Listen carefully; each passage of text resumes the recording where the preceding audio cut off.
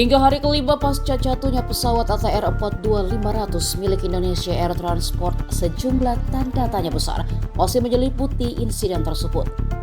Salah satunya terkait komunikasi terakhir antara pilot dan petugas menara navigasi udara.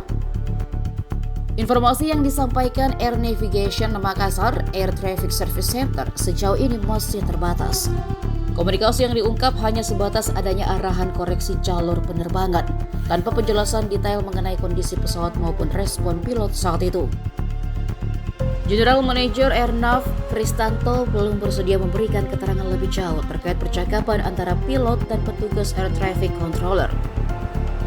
Kristanto tampak berada di kantor Basarnas Makassar, kawasan Bandara Internasional Sultan Hasanuddin Kabupaten Maros pada Rabu 21 Januari, bertepatan dengan kunjungan Wakil Menteri Perhubungan Suntana.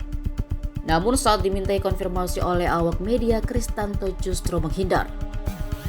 Sebelumnya pesawat dengan registrasi PKTHT itu dilaporkan kehilangan komunikasi setelah menerima arahan terakhir dari Air Traffic Control Makassar, area Terminal Service Center. Direktur Jenderal Perhubungan Udara Lukman Laisa menjelaskan, pesawat jenis ATR 42500 buatan tahun 2000 tersebut dipiloti oleh Kapten Andi Dahananto yang sedang melakukan pendekatan ke Bandara Internasional Sultan Hasanuddin Makassar.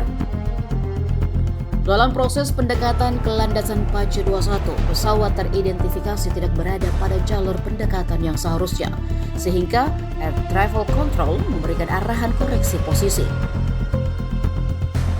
ATC kemudian menyampaikan beberapa instruksi lanjutan agar pesawat kembali ke jalur pendaratan sesuai prosedur. Namun setelah penyampaian arahan terakhir, komunikasi dengan pesawat terputus dan dinyatakan lost contact. Download Tribun X sekarang, menghadirkan lokal menjadi Indonesia.